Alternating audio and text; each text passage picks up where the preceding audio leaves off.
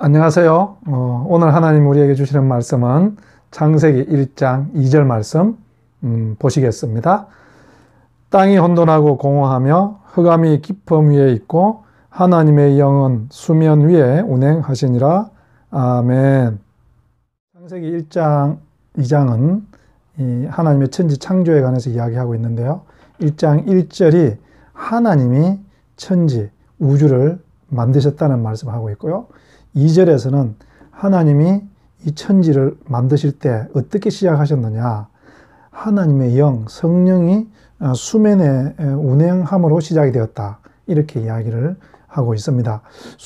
수면에 운행했다는 것은 이 하나님의 영이 이 땅을 품었다, 이런 뜻이에요. 운행했다, 품었다.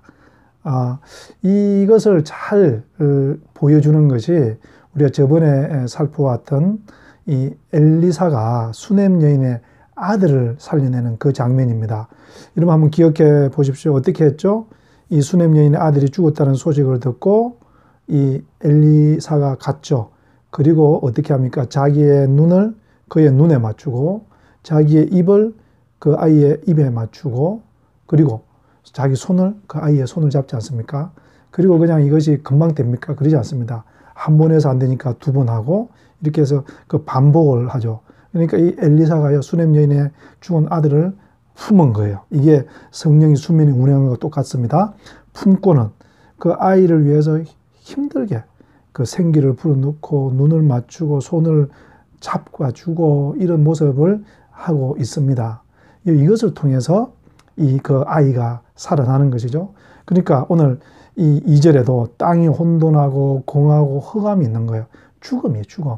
근데 그 땅을 하나님의 영이 그렇게 엘리사처럼 품었죠. 그랬더니 나중에 그 땅이 질서가 생기고 생명이 돋아나는 거 아닙니까? 여러분, 이 사람을 소생시키는 것이 무엇으로 된다고요? 하나님의 영이 우리를 품어줌으로 이것이 이루어진다는 것입니다. 여러분, 지금도 우리 가운데는 정말 오늘 2절 말씀처럼 그 마음이 혼돈스럽고 마음 가운데 공허함이 있고, 그죠? 또 어둠이 가득한 우리 지체들이 있지 않습니까? 또 우리 주변에도 그런 사람들이 있지 않습니까? 어저께 뉴스를 보니까 이번 연휴에도 혼자 있던 사람이 너무 공허하고 혼돈하니까 그 마음에 어둠이 확 찾아오니까 혼자서 그냥 자살을 했다는 그런 뉴스도 보지 않았습니까? 여러분, 그때 우리 성령님께서는 어떻게 사람을 이렇게 세운다고요? 어떻게 세우는가 하면 우리를 품어주심으로. 여러분, 성령님께서 우리를 품으시고 그 성령님은 하나님의 생명이거든요. 그래서 우리 가운데 생명을 계속 불어 넣어주는 거예요. 그래서 우리를 다시 살리는 줄로 믿습니다. 여러분, 중세 때 위대한 신학자, 성자라고까지 불렸던 어거스틴이라는 사람 이름 들어보셨죠? 신의 도성이라는 책을 쓰고 그것을 가지고 하나님을 정말 영화롭게 했던 그런 사람이었죠. 근데 그 어거스틴이요, 젊었을 때 불량자였습니다. 그 어머니가 어렵게 해서 공부를 시켰는데요. 이 어거스틴이 너무 머리가 좋았어요. 그런데 어느 날 하나님을 버리고 자기 갈 길로 갔습니다. 술을 먹고요.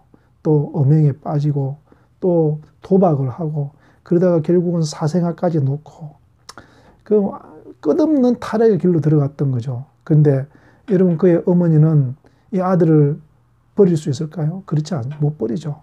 어떻게 아들을 버리는 어머니가 있겠습니까? 그 아들은 품에 안고 멀리 떨어져 있지만 가슴에 아들을 아는 것처럼 품에 안고 날마다 하나님 앞에 나가서 간절히 기도했죠. 그 기도가요, 하나님께서 그 아들에게 영을 부어주는 시간이었어요. 성령을 부어주고 그런 시간들, 고통의 시간, 아픔의 시간이 지난 다음에 그 어거스틴이 하나님께로 돌아와서 하나님의 아들, 성자가 되고 하나님의 이름을 영광스럽게 하지 않습니까? 어머니의 기도가 그를 변화시켰다기보다는 어머니가 그렇게 간절히 기도할 때 하나님께서 그에게 성령을 불어넣어 주셨고 그래서 그를 다시 살리신 것입니다.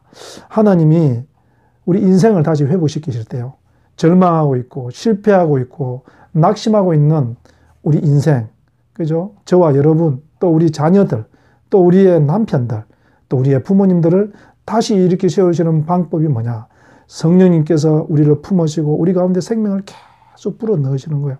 그래서 다시 소생시키시고 다시 일으켜 세우는 줄로 믿습니다.